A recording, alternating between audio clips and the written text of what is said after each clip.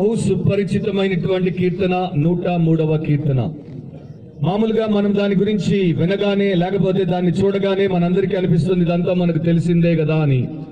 కాకపోతే దేవుడి వాక్యం ఒక ఆత్మ సంబంధమైనటువంటి గని. దాంట్లో మనకు విశేషమైనటువంటి ఆధ్యాత్మికమైనటువంటి విషయాలను దేవుడు దాచిపెట్టాడు. ఒక్కొక్క తరుణంలో ఒక్కొక్క రకంగా దేవుడు తన వాక్యం నుండి మనకు కావలసినటువంటి ఆ విషయాలను బయలుపరిచి బోధిస్తాడు. మరి రాత్రి కూడా దీంట్లో కొన్ని మనందరికీ కూడా క్షేమాన్ని కలిగించేటువంటి విషయాలు మన కొరకు దేవుడు పొందుపరిచి మనకు అనుగ్రహించగలడని నేను నమ్ముచున్నాను. ఒక సభలో ఒక క్రైస్తవ సేవకుడు తన ముందున్నటువంటి వారిని చూస్తూ వారిని ఒక ప్రశ్న అడిగాడు. ఆయన బైబిల్లో నుండి ఒక తెల్లటి కాగితం తీసుకొని దాని మీద తన పెన్నుతో ఒక నల్లటి చుక్క పెట్టి ఆ కాగితాన్ని పైకెత్తి వారి వైపు చూపుతూ వారిని అడిగాడు, మీరేం చూస్తున్నారు అని. వారిలో వెంటనే కొంతమంది ఆ యొక్క కాగితం మీద నల్లటి చుక్కను చూస్తున్నామని చెప్పారు. ఆ తర్వాత ఆయన మరలా అడిగాడు, ఆ నల్లటి చుక్క కాకుండా ఇంకేమైనా చూస్తున్నారా? దానికి చాలా మంది జవాబు చెప్పలేదు. మరొకసారి ఆ కాపరి అడిగాడు, ఆ నల్లటి చుక్క కాకుండా ఇంకా ఏమైనా మీరు చూడగలుగుతున్నారా? సో వెంటనే కొంతమంది అన్నారు, మేము ఇంకేమీ చూడట్లేదు అని. అప్పుడు ఆయన ఆశ్చర్యంతో ఈ మాట అన్నాడు, నా చేతిలో ఇంత పెద్ద తెల్ల కాగితం కనబడుతుంటే అది మీరు చూడక దాని మీద ఉన్నటువంటి చిన్న నల్లటి చుక్కను మాత్రమే చూడగలిగారే. ఎంత దారుణం, ఎంత మరి ఘోరమైనటువంటి విషయం అది. మానవుడు తన జీవితంలో కూడా చాలా సార్లు ఆ రకంగానే పొరపడతాడు, ఆ రకంగానే అవివేకిగా తనను తాను చూపించుకుంటాడు. వాడి జీవితంలో దేవుడు వాడికి అనుగ్రహించినటువంటి అనేక ఆశీర్వాదాలు, దేవుడు తన ఉచితమైనటువంటి కృప చేత దయచేసినటువంటి ఎన్నో మేళ్లను చూడడు. వాటిని బట్టి దేవుణ్ణి స్తుతించడు, దేవుణ్ణి ఘనపరచడు, దేవుణ్ణి ఆరాధించడు. కానీ వాడి జీవితంలో వాడికి ఎదురయ్యేటువంటి ఆ నల్లటి చిన్నటి చుక్కల్లాంటి నిరాశ, నిస్పృహలు, వేదనలు, లేకపోతే శ్రమలు, లేకపోతే ఆయాసాలు, వాటి మీదే దృష్టి అంతా సారించి వాటిని చూస్తూ తన జీవితంలో అత్యంత ప్రధానమైనటువంటి విషయాలను విస్మరిస్తాడు.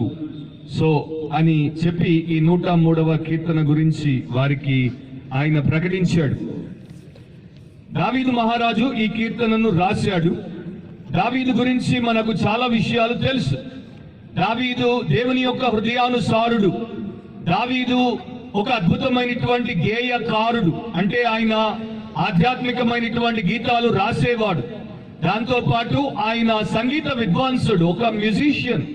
దాంతో పాటు మరి ముఖ్యంగా కేవలము కీర్తనలను రాయడము అండ్ కీర్తనలకు సంగీతాన్ని సమకూర్చడమే కాదు, వీటి రెండింటికి మించినటువంటి గొప్ప లక్షణం దావీదులో ఉంది. అదేంటంటే ఆయన దేవుణ్ణి ఆరాధించేవాడు. He was a true worshipper of God. దేవుణ్ణి యథార్థముగా ఆరాధించాడు. యేసు ప్రభు మత్తయి సువార్త 15:9 ఒక మాట అంటారు, ఈ ప్రజలు తమ పెదవులతో నన్ను ఆరాధిస్తున్నారే తప్ప వారి హృదయాలు నాకు ఎంతో దూరంగా ఉన్నాయని. దావీదు గురించి దేవుడు ఆ రకంగా అనడు. ఎందుకంటే దావీదు దేవుని యొక్క హృదయానుసారుడు. దావీదు యొక్క హృదయము దేవుడి పాదాల దగ్గర ఉంది. దావీదు దేవుడిని అంతగా యథార్థమైనటువంటి హృదయంతో ఆరాధించినటువంటి వాడు. దావీదుకి బాగా తెలుసు దేవుడిని ఎందుకు ఆరాధించాలో. 66వ కీర్తనలో ఒక మాట ఉంటుంది. 68వ కీర్తన 19వ వచనంలో తెలుగులో అయితే అనుదినము ఆయన మన భారమును భరించుచున్నాడు అని ఉంటుంది.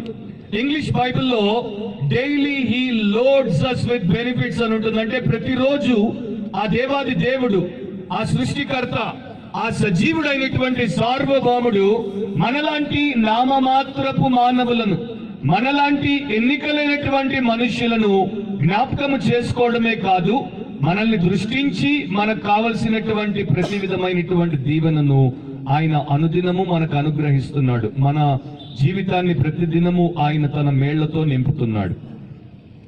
ఈ మొదటి 2 వచనాల్లో మీరు చూస్తే దావీదు దేని గురించి ప్రభువును సన్నతిస్తున్నాడు అనేది చూస్తే, ఒకటి దేవుని యొక్క కృపను బట్టి, రెండవది దేవుడు చేసినటువంటి కార్యమును బట్టి. మన జీవితాల్లో ఎప్పుడైతే మనం ఆ రకంగా దేవుడిని సమీపిస్తామో, ఎప్పుడైతే ఆయన వాక్య సత్యంలో ఈ విషయాలను గ్రహిస్తామో, అప్పుడు మనము విశ్వాసులముగా, క్రీస్తునందు భయము భక్తి కలిగినటువంటి వారముగా, క్రీస్తు యొక్క పరిశుద్ధులముగా, శిష్యులముగా, దేవుని ప్రజలముగా ప్రపంచంలో, బయట సమాజంలో, క్రైస్తవ సంఘంలో గుర్తింపబడతాం. అండ్ ఈ రోజున చాలా మందికి టైం లేదు, చాలా మందికి ఎన్నో రకాలైనటువంటి వ్యాపకాలు ఉన్నాయి, చాలా మందికి ఎన్నో రకాలైనటువంటి విషయాలు వారి ముందున్నాయి కనుక వారి యొక్క దృష్టి, వారి యొక్క ధ్యాస వాటి మీద ఉంది కనుక చాలా తక్కువ మంది సమయం తీసుకొని ఆ దేవాది దేవుడి వంక చూడ్డానికి, ఆయన మీద మనసు పెట్టి ఆయన యొక్క గొప్పతనాన్ని గ్రహించడానికి, తద్వారా ప్రేరేపించబడిన తర్వాత హృదయపూర్వకంగా ఆయనను మనస వాచ ఆరాధించడానికి పురికొల్పబడట్లేదు. సో ఇది ఒక రకంగా చెప్పాలంటే అంత మంచి విషయం కాదు. మార్టిన్ లూథర్ అనేటువంటి దైవ సేవకుడు ప్రపంచానికి దేవుని వాక్యాన్ని తిరిగి అందజేసినటువంటి గొప్ప దైవజనుడు. 1000 ఏళ్లు మరి దేవుని వాక్యం సామాన్యులకు అందకుండా వారు ఆధ్యాత్మిక అంధకారంలో భయంకరమైనటువంటి దుస్థితిలో పడున్నప్పుడు దేవుడు మార్టిన్ లూథర్ ని లేపాడు. ఆయన మరి 500 సంవత్సరాల క్రితము దేవుని చేత ప్రేరేపించబడినప్పుడు దేవుడి వాక్యాన్ని సామాన్య ప్రజలందరికీ కూడా అర్థమయ్యేటువంటి రీతిలో వారి భాషలోనికి తర్జుమా చేయడానికి తన ప్రాణాలను పణంగా పెట్టాడు. కానీ చాలా మంచి పని చేశాడు. ఆ టైంలో దేవుడు ఆయన ఆ రకంగా వాడుకొని 1000 ఏళ్ల చీకటిని తరిమికొట్టి తన నిత్య జీవార్థమైనటువంటి వెలుగును, అంతేకాదు సమృద్ధి గల జీవానికి నడిపించేటువంటి వెలుగు వాక్యాన్ని ప్రపంచానికి మరొకసారి అందజేశాడు. లూథర్ ఈ రకంగా అంటాడు, దేవుడు మనకు పంచేంద్రియాలను ఇచ్చాడు, 5 సెన్సెస్ నిచ్చాడు. వాటన్నింటితో మనము ఆయనను ఆరాధించకపోతే మనము నిజంగా కృతజ్ఞత లేని వారము. నా ప్రియమైనటువంటి సహోదరి సహోదరులారా, మీరు ఈ నూతన సంవత్సరంలో జనవరి 2019వ సంవత్సరంలో ప్రవేశపెట్టబడ్డారు. సజీవుల లెక్కలో ఉన్నారు, స్వస్థ బుద్ధితో ఉన్నారు. మీ యొక్క కుటుంబ సమేతంగా మీరు ఒకవేళ జీవిస్తూ మీకు కావలసినటువంటి ప్రతి విధమైనటువంటి ఈవి శరీర సంబంధమైనది, మానసికమైనది, సామాజికమైనది, ఆర్థిక పరమైనది ప్రతిది కూడా మీరు ఈ రోజున కలిగి ఆనందించగలుగుతున్నారు. దేవుణ్ణి మరి మీరు జ్ఞాపకం చేసుకొని దానిని బట్టి ఆయనకు నిండు మనసుతో కృతజ్ఞత చెల్లించి ఆరాధించారా అనేటువంటి ప్రశ్నకు మీరేం జవాబిస్తారో నాకు తెలియదు, కానీ ఆ విషయాన్ని గురించి మాత్రం ఆలోచించమని చెప్తాను. నా ప్రాణమా యెహోవాను సన్నతించుము, నా అంతరంగముననున్న సమస్తమా ఆయన పరిశుద్ధ నామమును సన్నతించుము. నా ప్రాణమా యెహోవాను సన్నతించుము, ఆయన చేసిన ఉపకారములలో దేనిని మరవకుము అని దావీదు తనకు తాను చెప్పుకుంటున్నాడు.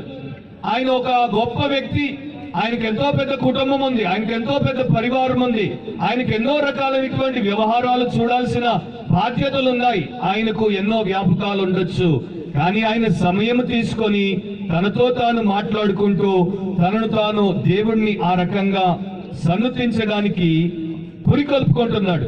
చార్ల్స్ స్పర్జన్ అనేటువంటి భక్తుడు అంటాడు, మనుషులకు ఉన్నటువంటి ఒక బలహీనత ఏంటంటే వారు పొందినటువంటి దీవెనలను వారు ఇసుకలో రాస్తారు, వారికి ఉన్నటువంటి ఫిర్యాదులను వారు పాలరాతి మీద చెక్కుతారు. వారికి ఉన్నటువంటి దీవెనలను ఇసుకలో రాస్తారు, వారికి ఉన్నటువంటి ఫిర్యాదులను పాలరాతి మీద చెక్కుతారు. ఇది మనందరికి ఉన్నటువంటి ఒక నైజం, ఇది మనకు ఉన్నటువంటి ఒక లక్షణం. కాకపోతే ఆ లక్షణాన్ని మనం విడిచిపెట్టొచ్చు, దాంట్లో నుండి మనం విమోచించబడొచ్చు. అందుకనే ఈ కీర్తన మనకు దేవుడు బైబిల్ గ్రంథంలో చాలా జాగ్రత్తగా పొందుపరిచాడు.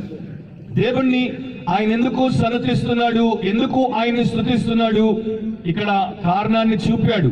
దేవుడు చేసినటువంటి ఉపకారములను బట్టి ఆ రకంగా చేస్తున్నాడు. నౌ గాడ్స్ బెనిఫిట్స్ లేకపోతే గాడ్స్ బ్లెస్సింగ్స్, దేవుడి యొక్క ఉపకారాలు, దేవుడి యొక్క మేలు కార్యాలు, ఆయన యొక్క దీవెనలు, అవి అన్ని ఇన్ని కావు. మనం గుర్తించగలిగేవి చాలా తక్కువ, మనం గుర్తించలేనివి చాలా అసంఖ్యాకమైనటువంటివి. మనకు తెలిసినవి తక్కువ, మనకు తెలియనివి ఎక్కువ. కనుక మనము ప్రతినిత్యము ఈ యొక్క ప్రభు పాద సన్నిధిలో ఆయన్ని స్తుతించేటువంటి వారముగా ఉండుట చాలా గొప్ప ధన్యత. ఉపకారములు అనేటువంటి ఆ పదము మరి ఇంగ్లీష్ లో బెనిఫిట్స్ అనేటువంటి పదము, అది ఓల్డ్ రూట్ వర్డ్. దేంట్లో నుండి అయితే మూల పదములో నుండి దాన్ని తీసుకున్నారో ఆ యొక్క పదములో నుండి ఇంకొక పదము ఆంగ్లంలో మనకు వచ్చింది, దాన్ని క్యామెల్ అంటారు, అంటే ఒంటె. మనందరికీ తెలుసు, ఎడారి ఉన్నటువంటి ప్రాంతంలో, మధ్యధార దేశాల్లో అక్కడ ఉన్నటువంటి వర్తకులు కావచ్చు, అక్కడ ఉన్నటువంటి వ్యక్తులు కావచ్చు, వారందరూ కూడా వారి యొక్క నిత్య పనుల కొరకు, ప్రయాణాల కొరకు ఒంటెల మీద ఆధారపడతారు. ఒంటె ఎడారిలో ఆ యొక్క మండు టెండలో ఇసుక తిన్నెల మీద, ఆ వేడి కలిగించేటువంటి ఇసుక మీద చాలా దూరం ప్రయాణం చేయగలదు, చాలా కాలం ప్రయాణం చేయగలదు. ఆ యొక్క ఇసుక తిన్నెల మధ్యలో ఎడారిలో నీరు కొదువ గనుక నీరు లేకుండా ఎంతో కాలం అది తన మీద ఆధారపడినటువంటి వ్యాపారులను లేకపోతే మనుషులను ముందుకు తీసుకుపోగలదు. సో ఒక రకంగా ఆలోచిస్తే మన జీవితంలో దేవుడు మనకిచ్చినటువంటి ఈ దీవెనలు, మన జీవితంలో దేవుడు మనకు దయచేసినటువంటి ఈ యొక్క ఆశీర్వాదాలు, మనం ఎదుర్కొనేటువంటి అనేక రకాలైనటువంటి అష్టకష్టాల మధ్యలో మనల్ని మన యొక్క గమ్యం దాకా తీసుకుపోయేటువంటి విశేషాలుగా ఉన్నాయి. వాటిని బట్టి మనం దేవుణ్ణి ఎంతగా స్తుతించినా కూడా తక్కువే. ఆ ఉపకారాలు 5 ఇక్కడ మన కొరకు దావీదు రాశాడు. వాటిని నేను చాలా బ్రీఫ్ గా మరి మీకు ప్రకటిస్తూ వెళ్తాను. మీరు ప్రార్థనా పూర్వకంగా వింటూ వెళ్తే దేవుడు మీకు తప్పకుండా గొప్ప మేలు చేస్తాడు అనేది నా యొక్క ప్రగాఢ విశ్వాసం. 3వ వచనాన్ని మనం చదివితే దావీదు ఆ ఉపకారములను మన కొరకు వివరిస్తున్నాడు. ఆయన నీ దోషములన్నింటినీ క్షమించువాడు. అనేక విషయాల గురించి ఆయన కింద రాశాడు. కానీ దాంట్లో ఆ జాబితాలో, ఆ లిస్టులో ఆయన మొట్టమొదట పెట్టింది ఏంటంటే, దేవుడు నీ దోషములన్నింటినీ క్షమిస్తాడు గనుక, లేక క్షమించాడు గనుక దేవుడిని నీవు ఆరాధించి సన్నుతించేటువంటి వ్యక్తిగా ఉండాలి అని దావీదు భక్తుడు మనకు చెప్తున్నాడు. కానీ ఇక్కడ దావీదు ఒకటి మనకు తెలియజేశాడు. అదేంటంటే, ప్రపంచంలో ఉన్నటువంటి మానవులు వారి యొక్క మతముతో, కులముతో, వారి జాతితో, వారికి ఉన్నటువంటి వర్ణముతో అంటే రంగుతో, వారి యొక్క వర్గముతో ఏమాత్రము సంబంధము లేకుండా వారికి అందరికీ అత్యవసరమైనటువంటి ప్రథమమైనటువంటి విషయాన్ని గురించి దావీదు ప్రస్తావించాడు. దావీదు ఆ రకంగా రాయడానికి గల కారణం ఏంటంటే, దావీదు దేవుని యొక్క ఆత్మ చేత ప్రేరేపించబడ్డాడు. దేవుడికి ఒక్కడికే తెలుసు మానవులకు ఉన్నటువంటి అత్యంత ముఖ్యమైనటువంటి అవసరత ఏంటో. నేను చాలా సార్లు ఈ యొక్క యూనివర్సిటీస్ లో మాట్లాడుతుంటాను. మెడికల్ కాలేజెస్ కావచ్చు, ఇంజనీరింగ్ కాలేజెస్ కావచ్చు, లేకపోతే మరో రకమైనటువంటి విద్యా సంస్థ కావచ్చు.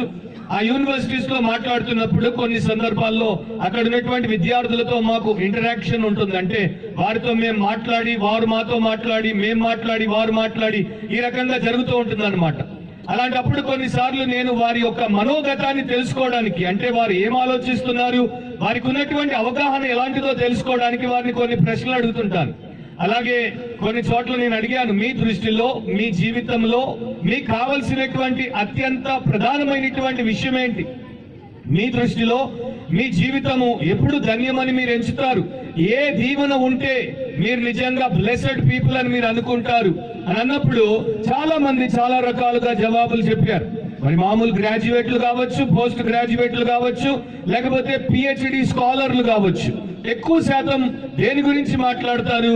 విద్యార్థులు కనుక చాలా జ్ఞానం ఉండాలి అంటారు, లేకపోతే గొప్ప హోదాలోనికి నేను వెళ్ళాలి అంటారు, లేకపోతే ఆస్తి ఉండాలి, అంతస్తు ఉండాలి అంటారు, లేకపోతే ప్రపంచంలో నేను ఒక గుణకార్యాన్ని సాధించి విడిచిపెట్టి పేరు గడించాలి అని అంటారు, లేకపోతే సూర్యుని కింద ఉన్నటువంటి ప్రతి విధమైనటువంటి సుఖభోగాన్ని నేను అనుభవించాలి అంటారు, లేకపోతే నేను అనుకున్న దాన్ని నా జీవితంలో నేను పొందాలి అంటారు, విదేశాల్లో స్థిరపడాలి అంటారు, నా కుటుంబం బాగుండాలి అంటారు, మా నాన్న కళ నెరవేర్చాలి అంటారు. ఈ రకంగా అనేక విషయాల గురించి వారు చెప్తూ ఉంటారు. సో వీటన్నింటిలో నేను గమనించింది ఏంటంటే, దాదాపుగా 99% మోస్ట్ ఆఫ్ ద టైమ్ వారిలో ఎవ్వరు కూడా నాలో పాపం ఉంది, నా పాపానికి దేవుడి దగ్గర క్షమాపణ లభించుట నా జీవితానికి ధన్యత, అది నా జీవితంలో అత్యంత ముఖ్యమైనటువంటి దీవెన అని చెప్పినటువంటి వారిని నేను కనీసం 1% కూడా ఎదుర్కోలేదు. నా ప్రియమైనటువంటి స్నేహితుడా, సహోదరి, దేవుడు తన వాక్యంలో మన జీవితానికి అత్యంత ప్రాముఖ్యమైనటువంటి విషయం ఏంటో దావీదు ద్వారా తెలియజేస్తున్నాడు. మొట్టమొదట దేవుడు మనకు చేయాల్సినటువంటి మేలు, ఇవ్వాల్సిన ఆశీర్వాదం ఏంటంటే, మనలో ఉన్నటువంటి దోషములను ఆయన క్షమించాలి. మనందరికీ తెలుసు, బైబిల్ మనకు ఎంతో స్పష్టంగా చెప్తోంది, ఏ భేదము లేదు, అందరూ పాపం చేసి దేవుడు అనుగ్రహించే మహిమను పొందలేకపోవచ్చున్నారు. అందరూ అంటే అందరూ, నాస్తికులు దేవుడు లేడు అనేటువంటి వారందరూ, అస్తికులు దేవుడు ఉన్నాడు అనేటువంటి వారందరూ. నాస్తికులైతే దేవుడు లేడు కనుక మనకు దేవుడితో పనే లేదు అని అంటారు. అస్తికులు మరి దేవుడున్నాడు, కాకపోతే ఫలానా మతంలో ఉన్నాడు, ఫలానా రీతిలో ఉన్నాడు, ఫలానా రకంగా ఉన్నాడు, ఫలానా రకంగా ప్రత్యక్షపరుచుకున్నాడు అని అనుకుంటారు. ఏ రకంగా అయినా కూడా అందరూ కూడా పాపం చేశారు కనుక అందరికీ కావాల్సింది ఏంటంటే పాప క్షమాపణ. మానవుడి యొక్క జీవితాన్ని దేవుడు దీవించక మునుపు మానవుడి యొక్క పాపం ద్వారా వాడి మీద నిలబడి ఉన్నటువంటి శాపాన్ని ఆయన మొదట తొలగించాలి. యేసు ప్రభు ఆ కల్వరి సిల్వలో మనందరి పక్షాన మనకు ప్రతినిధిగా బదులుగా ఎందుకు ఆయన వ్రేలాడాడు, ఎందుకు ఆయన ఘోరమైనటువంటి శిక్షను అనుభవించాడు, ఎందుకు ఆయన తల నుండి రక్తం గారింది, ఎందుకు ఆయన చేతుల్లో నుండి రక్తం చెందింది, ఎందుకు ఆయన పక్క, ఆయన వీపు, ఆయన పాదాల నుండి రక్తము స్రవించింది అనేటువంటి ప్రశ్న మనం ఒకవేళ వేసుకుంటే ఆయన మనందరి కొరకు అక్కడ పాపానికి ప్రాయశ్చిత్తం చేశాడు. ఆయన ఏం చేస్తున్నాడంటే మనందరి కొరకు క్షమాపణను సంపాదిస్తున్నాడు. మనందరి కొరకు క్షమాభిక్షను పెట్టడానికి ఆయన మన కొరకు ప్రాయశ్చిత్త కార్యాన్ని చేస్తున్నాడు. సో ఈ క్షమాపణ అనేది మానవుని యొక్క జీవితంలో ప్రతి విధమైనటువంటి దీవెనను అతనికి ఇవ్వడానికి ఉపయోగపడేటువంటి తాళపు చెవి. ఆ శాపాన్ని తొలగిస్తేనే తప్ప ఆయన మనకు దీవెనను ఇవ్వలేడు. 32వ కీర్తన 1వ వచనాన్ని 2వ వచనాన్ని ఒకవేళ మనం చదవగలిగితే అక్కడ ఈ రకంగా రాయబడింది. దావీదే రాశాడు, తన అతిక్రమములకు పరిహారము నొందినవాడు, తన పాపములకు ప్రాయశ్చిత్తము నొందినవాడు ధన్యుడు. యెహోవా చేత నిర్దోషి అని ఎంచబడిన వాడు, ఆత్మలో కపటము లేనివాడు ధన్యుడు. 2 సార్లు ధన్యుడు అన్నాడు. ఇంగ్లీష్ లో బ్లెస్సెడ్ అని ఉంటుంది. బ్లెస్సెడ్ అంటే హ్యాపీ, సంతోషము గలవాడు, ఆనందాన్ని అనుభవించేవాడు అని అర్థం. సో మనిషికి నిజమైన సంతోషం, నిజమైనటువంటి ఆనందం, మానవుడికి నిజమైనటువంటి ఆ జాయ్ అనేది ఎప్పుడు కలుగుతుంది? ఎప్పుడైతే వాని యొక్క అతిక్రమాలకు పరిహారాన్ని నొందుతాడో, ఎప్పుడైతే పాపానికి ప్రాయశ్చిత్తాన్ని పొందుతాడో, ఎప్పుడైతే దేవుడి చేత నిర్దోషి అని ఎంచబడతాడో. అండ్ దేవుడు ఎప్పుడు నిర్దోషి అని అంటాడు? ఎప్పుడైతే ఆ తప్పును పాపాన్ని క్షమించాడో అప్పుడే. సో ఈ రకంగా క్షమించబడినటువంటి వాడు ఆత్మలో 2 లేకుండా ఉంటాడు. ఒకటి కపటము లేకుండా ఉంటాడు. వాడిని దేవుడు క్షమించడమే కాదు, దేవుడు వాడికి దైనందిన జీవితంలో క్రొత్త జీవితానికి నడిపిస్తాడు కనుక న్యూ లైఫ్ కి, న్యూ క్రీచర్ గా వాడిని చేసి దేవుడు దాంట్లో ముందుకు తీసుకెళ్తాడు కనుక వాడికి ఆత్మలో కపటం ఉండదు. రెండవది, వాడి మనస్సాక్షి వాడి మీద దోషారోపణ చేయకుండా వాడు పరిహరించబడతాడు. దావీదు వాడినటువంటి పదము దోషములు అనేటువంటి పదము మరి చాలా ఆసక్తికరమైనటువంటి పదం. అదేంటి అంటే దాని యొక్క అర్థం ఇనిక్విటీస్ అని ఇంగ్లీష్ లో ఉంటుంది. దాని అర్థం ఏంటంటే బెంట్ లేకపోతే క్రికెట్నెస్, వంగి ఉండుట, లేకపోతే వికృతమైన రూపంలో ఉండుట, లేకపోతే ఇంకో రకంగా చెప్పాలంటే దారి నుండి పక్కకు వెళ్లిపోవుట. యేసుప్రభు ఈ లోకంలో ఉన్నప్పుడు మార్కు సువార్త 2వ అధ్యాయం ప్రకారము కపెర్నహూం అనేటువంటి పట్టణానికి వచ్చాడు. ఆ పట్టణంలో ఆయన ఒక ఇంట్లో ఉండి ఆ ఇంట్లోనికి వచ్చినటువంటి వారికి వాక్య పరిచర్య చేస్తున్నాడు. చాలా మంది వచ్చారు. ఎందుకు వచ్చారు? వారికి ఉన్న అవసరాలని బట్టి వచ్చారు. ఆయన మాకు ఇది చెయ్యాలి, అది చెయ్యాలి, మా యొక్క అవసరాన్ని తీర్చాలి, మమ్మల్ని దీవించాలి అని రకరకాల అవసరాలు, రకరకాల కోరికలతో వారు వచ్చారు. 4 ఒక పక్షవాయువు వచ్చినటువంటి వాడిని పరుపు మీద మోసుకొని తీసుకుని వచ్చారు. లోపలికి వెళ్ళడానికి స్థలం లేదు కనుక వారు పైకెళ్ళి పైకప్పు తొలగించి పరుపుతోనే వాడిని ప్రభు ముందుకు దించారు. వాడిని ఎందుకు తెచ్చారు అంటే వాడికి ఉన్నటువంటి పక్షవాతాన్ని ఆయన స్వస్థపరచాలి, వాడిని పరుపు మీద నుండి లేపి నిలబెట్టాలి, వాడు కూడా వీరిలాగా ఆరోగ్యంగా తిరుగులాడాలి. ఇది వారి యొక్క కోరిక, ఇది వారి యొక్క విన్నపం. కానీ యేసు ప్రభు అక్కడ ఒక ఆశ్చర్యాన్ని కలిగించే విషయం చేశాడు. ఆయన మొదట కుమారుడా నీ పాపములు క్షమించబడ్డాయి అని చెప్పాడు. చెప్పగానే అక్కడ చుట్టూ ఉన్నటువంటి పరిసయ్యులు యేసు అంటే గిట్టనటువంటి వారు వారి హృదయాల్లో ఏమనుకుంటున్నారో తెలుసా? దేవుడు ఒక్కడే పాపాన్ని క్షమించగలడు కదా, మరి ఈయనేంటి పాపాన్ని క్షమించాడంటాడు? ఇది దైవ దూషణ కాదా? ఎందుకంటే వారు ఆయనను దేవుడుగా ఎంచలేదు, దేవుడుగా ఆయన్ని భావించలేదు. కానీ ఆయన దేవుడు అనేది నిరూపించడానికి ఆ ప్రకారం చేశాడు. యూదులకు, ఆ రాబాయిలకు ఒక రకమైనటువంటి ఆలోచన ఉండేది. ఎవరికైనా రోగం ఉంది అంటే వాడిలో పాపం ఉంది. వాడు చెడు చేశాడు కనుక దేవుడు వాడిని రోగముతో మొత్తాడు కనుక వాడి యొక్క పాపం పోతేనే తప్ప వాడి రోగం పోదు అనేటువంటి ఆలోచనతో వారు ఉండేవారు. అందుకే యేసు ప్రభు ఏం చేశాడంటే మొదట వాని రోగాన్ని స్వస్థపరచలేదు, మొదట వానికి ఉన్నటువంటి పాపాన్ని క్షమించాడు. ఆ తర్వాత వారిని నిలదీసి ఒక మాట అంటాడు, నేను వీడి పాపం క్షమించుట గొప్ప, లేకపోతే వీడిని పరుపెత్తుకొని ఇంటికి పొమ్మని చెప్పుట గొప్ప. సో ఆ తర్వాత యేసు ప్రభు ఏం చేశాడు, వాడిని పరుపెత్తుకొని పొమ్మని చెప్పాడు. ఈ రెండు చేయడం ద్వారా ఆయన ఒకటి నిరూపించుకున్నాడు, తాను దేవుడని, మానవులందరి పాపాలు క్షమించడానికి భూమి మీద తనకొక్కడికే అధికారం ఉందని, అండ్ ఆ పాపం క్షమించబడింది కనుకనే వాడిక పక్షవాతం అనేటువంటి రోగం నుండి స్వస్థచిత్తుడై పరుపులెత్తుకొని ఇంటికి వెళ్ళిపోయాడని. నా ప్రియమైనటువంటి సహోదరి సహోదరులారా, దేవుడు ఎప్పుడు కూడా మనలో ఉన్నటువంటి ప్రధానమైనటువంటి సమస్యను మొదట పరిష్కరిస్తాడు, ఆ తరువాత మనకున్నటువంటి ఇతర సమస్యలను ఆయన చక్కదిద్దుతాడు. సో మనకున్నటువంటి సమస్య ఏంటి? మనలో ఈ యొక్క వంకరతనం ఉంది. మనమందరం కూడా సహజ సిద్ధంగా స్వార్థముతో పుట్టాం, స్వార్థముతో పెరుగుతాం, స్వార్థముతో బ్రతుకుతాం. దేవుడు మనల్ని దర్శించి మనల్ని మన స్వార్థము నుండి విమోచించకపోతే స్వార్థముతోనే సమాధి చేయబడతాం, అండ్ అది మనల్ని నిత్య నాశనానికి తీసుకెళ్తుంది.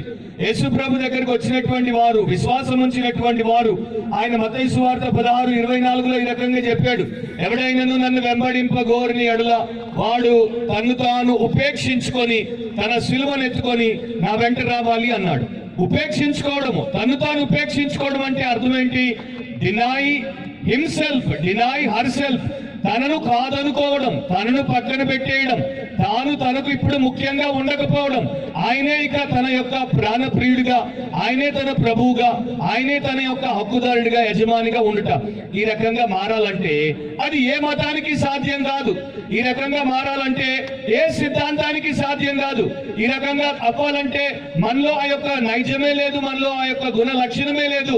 ఏ సాధన ద్వారా కూడా అది మనము సాధించలేం. కనుక దేవుడే మనల్ని రక్షించాలి. రక్షించిన తర్వాత ఈ స్వార్థము నుండి మనల్ని విడుదల చేయాలి. ఒక కాన్వెంట్ లో చిన్న పిల్లవాడు బాగా అల్లరి చేసేవాడు. ఆ నన్ను టీచర్ గా పనిచేస్తున్నప్పుడు ఆమె వాడిని చూసి గమనించి ఒకరోజు విసుకెత్తిపోయి వాడిని దగ్గరికి పిలిచి అడిగింది, నీకేమిస్తే అల్లరి మానేస్తావు? వాడు వెంటనే ఆలోచించి చెప్పాడు, నాకు ఒక మంచి సైకిల్ కావాలి, సైకిల్ ఇస్తే అల్లరి మానేస్తాను అన్నాడు. సో అప్పుడు ఆ మంది, నేనైతే నీకు సైకిల్ ఇవ్వలేను, కాకపోతే నీకు ఒక మంచి రహస్యం చెప్తాను, సీక్రెట్ చెప్తాను, నువ్వు వెళ్ళి పని చేస్తే నీకు తప్పకుండా సైకిల్ వస్తుంది, నువ్వు అల్లరి మానేయాలంటే వాడు చెప్పాడు, సరే తప్పకుండా సైకిల్ వస్తే అల్లరి మానేస్తాను.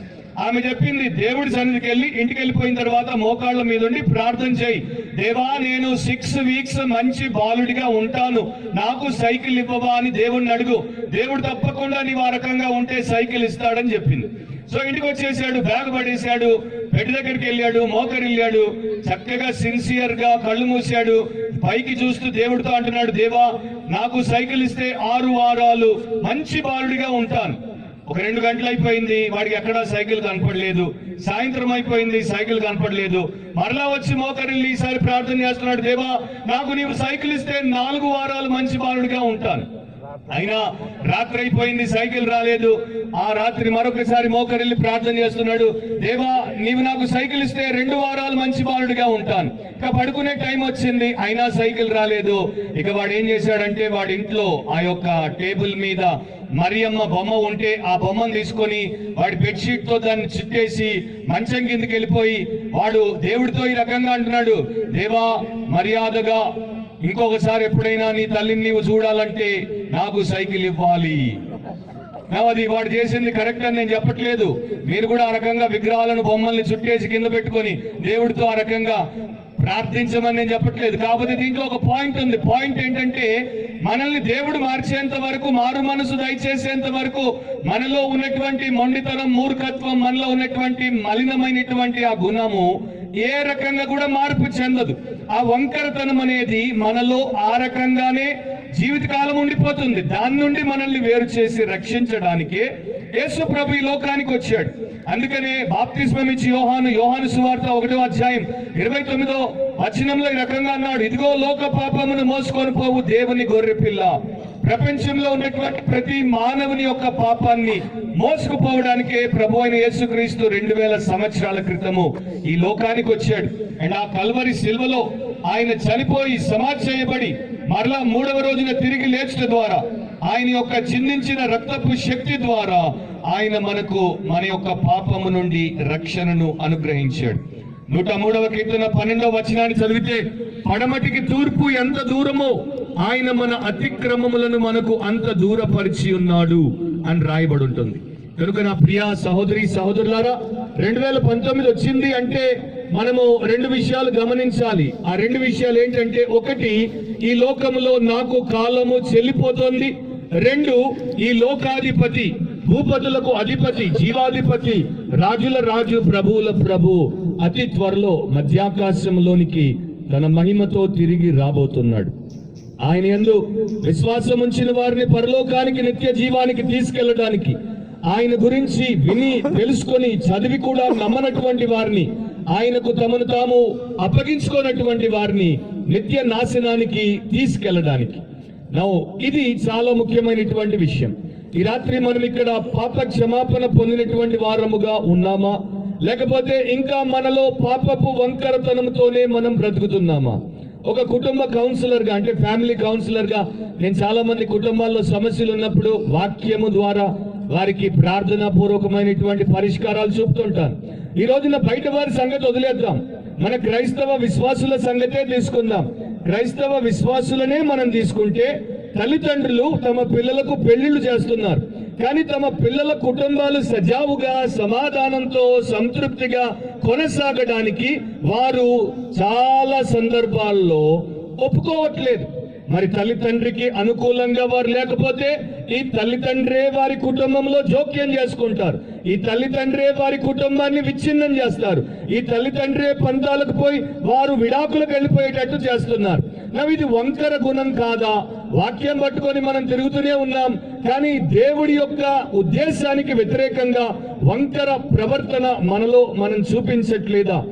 తల్లిదండ్రులు పక్కన పెడదాం. ఇప్పుడు పెళ్లి చేసుకున్నటువంటి, ప్రమాణాలు చేసినటువంటి భార్యాభర్తల గురించే మనం చూస్తే వారిద్దరిలో కూడా ఈ వంకర గుణమే మనకు కనపడుతోంది. పెళ్లి రోజున పటాకులు పేలుస్తున్నారు, కానీ 3 రోజులకు పెళ్లిళ్లు పెటాకులు అయిపోతున్నాయి. కారణం ఏంటంటే ఇద్దరికి కూడా ఏ మాత్రమూ తగ్గింపు లేకపోవడం. నేనంటే నేను, నేనంటే నేను అని ఒకరితో ఒకరు పోటీ పడ్డం.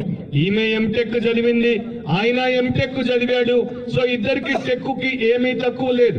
సో ఆ రకంగా ఉన్నప్పుడు వారు విడిపోవడానికి సిద్ధమవుతున్నారు, కానీ వినయ మనస్కులై వివాహంలో చేసినటువంటి ప్రమాణాలకు కట్టుబడి ఉందాం అన్న ఆలోచన లేదు. వారి గురించి ఆలోచించకపోతే పోయారు. వారికి పుట్టినటువంటి పిల్లల భవిష్యత్తు గురించి కూడా ఆలోచించట్లేదు.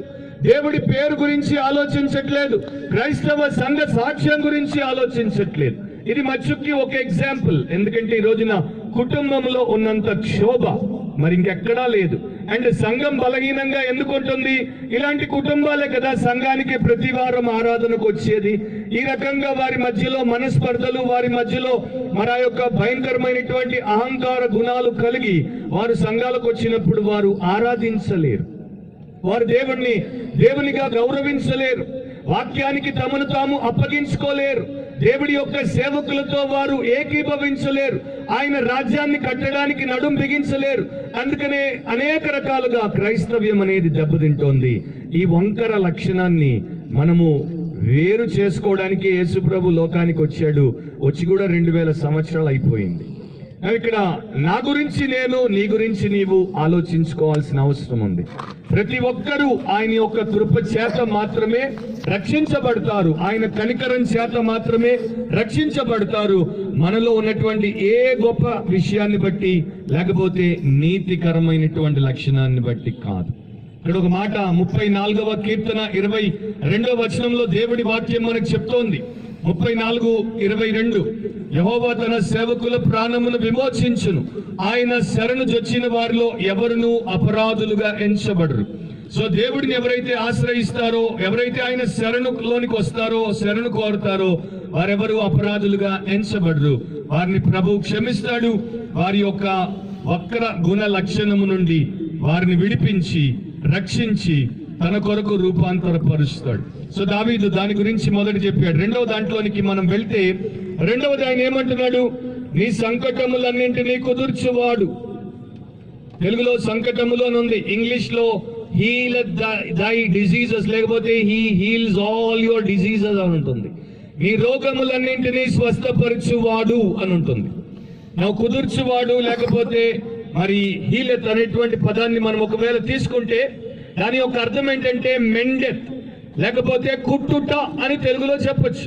సో దేవుడు ఏం చేస్తాడు? ఒక వస్త్రాన్ని కుట్టినట్టు, ఒకడు జోడును కుట్టినట్టు, లేకపోతే శరీరానికి గాయమైనప్పుడు డాక్టర్ గాయానికి కుట్టేసినట్టు దేవుడు మనలో ఉన్నటువంటి అనేక రుగ్మతలకు, అనేక రోగాలకు కుట్లు వేసి బాగు చేస్తాడు. ఇవి శారీరకమైనవి, ఆధ్యాత్మికమైనవి, మానసికమైనవి, సామాజికమైనవి ఏవైనా అయి ఉండవచ్చు. వీటిని దేవుడే కుదురుస్తాడు. కనుక దేవుడి దగ్గర మనకు ఆ రకమైనటువంటి ఆశ్రయము చాలా అవసరం. నువ్వు మామూలు ప్రపంచాన్ని, మన భారతదేశాన్ని ఒకవేళ చూస్తే, నేను 29 ఏళ్ల క్రితము హైందవుడిగా బ్రతికాను. 29 ఏళ్ళు అయింది నేను యేసు ప్రభువుని తెలుసుకొని రక్షించబడి. అంతకు మునుపు దాదాపు 22 ఏళ్లు నేను అన్యుడిగా, హైందవుడిగా ఈ దేశంలో బ్రతికాను. సో ఆ రోజుల్లో ఆధ్యాత్మికంగా స్వస్థత కావాలి అంటే బాబాల దగ్గరికి, గురువుల దగ్గరికి, మఠాల దగ్గరికి పరుగులు తీసేవారం. ఉత్తర భారత్కి వెళ్ళేవారం, దక్షిణ భారత్కి వెళ్ళేవారం. లేకపోతే శారీరకంగా స్వస్థత కావాలంటే స్పెషలిస్ట్ డాక్టర్ల దగ్గరికి, లేకపోతే ఫిజిషియన్ల దగ్గరికి పరుగులు తీసేవారు. అప్పుడైతే మాకు ఒక ఫ్యామిలీ డాక్టర్ ఉండేవాడు.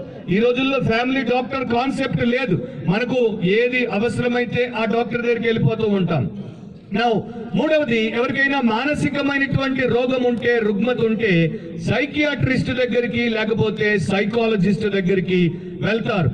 ఇప్పుడు ఈ రకంగా వీరి దగ్గరికి వెళ్ళినా, వారి దగ్గరికి వెళ్ళినా వారు మనకు స్వస్థతనిస్తారు అనేటువంటి గ్యారంటీ అయితే ఏమీ లేదు.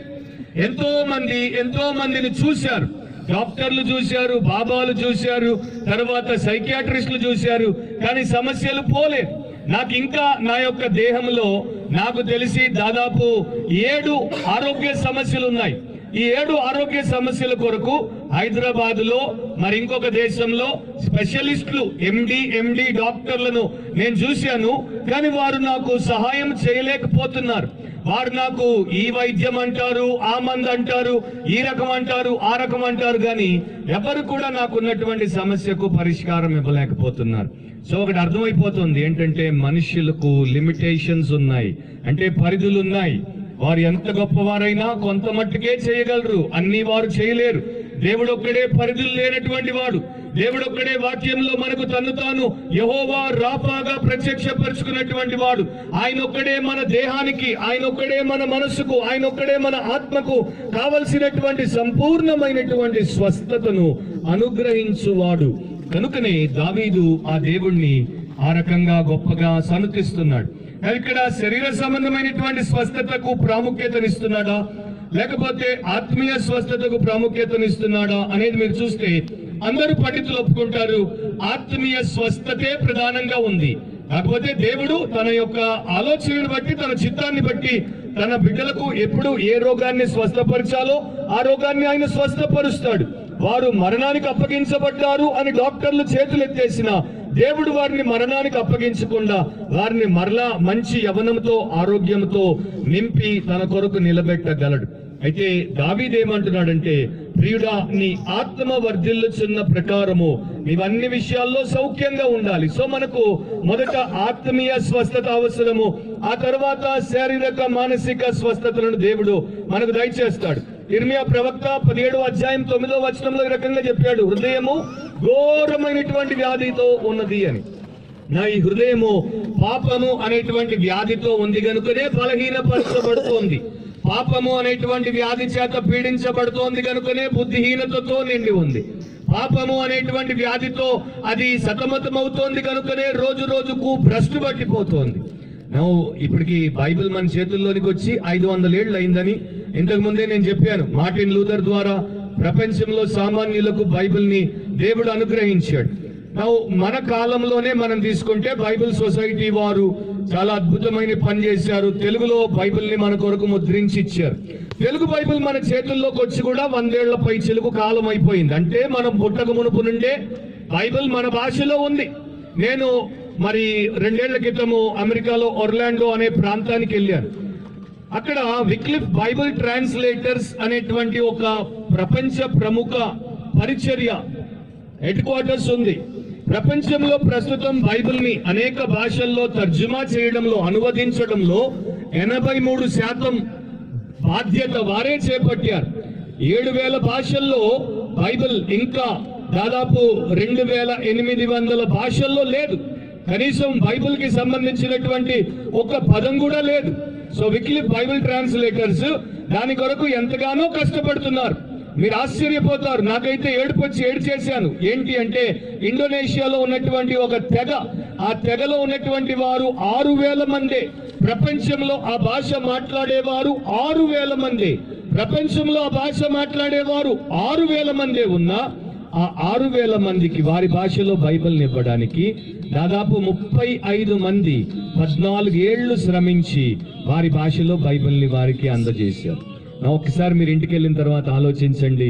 35 మంది, వారి జీవితం 60 ఏళ్ళైతే 25% ఆఫ్ ద టైం ఆ 6000 మందికి బైబిల్ అర్థం అవ్వాలని అనువదించడానికి కేటాయించారంటే వారు దాని యొక్క శక్తిని ఎంతగా గ్రహించారో ఒకసారి ఆలోచించండి. ఎందుకు అనుకున్నారు? 6000కు ఇది మార్గదర్శిగా ఉండగలదు.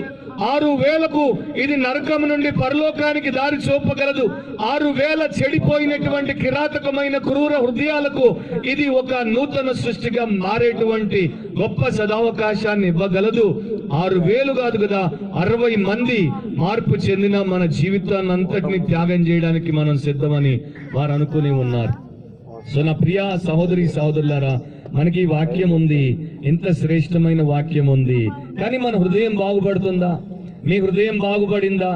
మీ హృదయం బాగుపడితే దాని యొక్క లక్షణాలు ఇతరులు చూడగలుగుతున్నారా? దాని యొక్క ఫలాలు ఇతరులు రుచి చూడగలుగుతున్నారా? మీ హృదయం బాగుపడితే అది మీ ఇంట్లోనే మొదట కనపడుతుంది. మీ ఇంట్లో నెమ్మది ఉందా? మీ ఇంట్లో నిరీక్షణ ఉందా?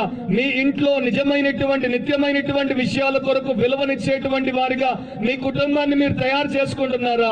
ఒకసారి ఆలోచించండి. నేను క్రైస్తవుడినండి అని చెప్పుకోవడం ఒకటి, నాకు బైబిల్ తెలుసండి అని చెప్పుకోవడం ఒకటి, నేను ప్రార్థన చేస్తానండి అని చెప్పుకోవడం ఒకటి, నాకు సంఘంలో మెంబర్షిప్ ఉందండి అని చెప్పుకోవడం ఒకటి, నేను రెగ్యులర్ గా కానుకలు ఇస్తానండి, నేను మా పాస్టర్ గారికి సహాయం చేస్తానండి. ఇవన్నీ చాలా మంచివే. వీటన్నింటిని బట్టి దేవుడు మిమ్మల్ని బేష్ అంటాడు, తప్పకుండా ప్రతిఫలం ఇస్తాడు. కానీ ఈ క్రమంలో ప్రతినిత్యము, ప్రతి సంవత్సరము మీ హృదయము మెరుగుపరచబడుతుందా?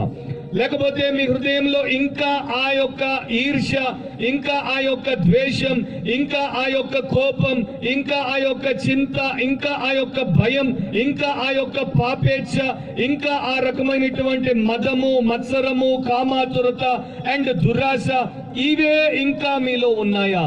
ఒకసారి ఆలోచించండి. సో దేవుడు తన యొక్క ప్రజల్లో ఏం చేస్తాడంటే వారికి ఉన్నటువంటి ఈ యొక్క హృదయపూర్వకమైనటువంటి రుగ్మతను ఆయన బాగు చేస్తాడు. మనకి ఒక చక్కని పాట ఇంగ్లీష్ లో ఉంది.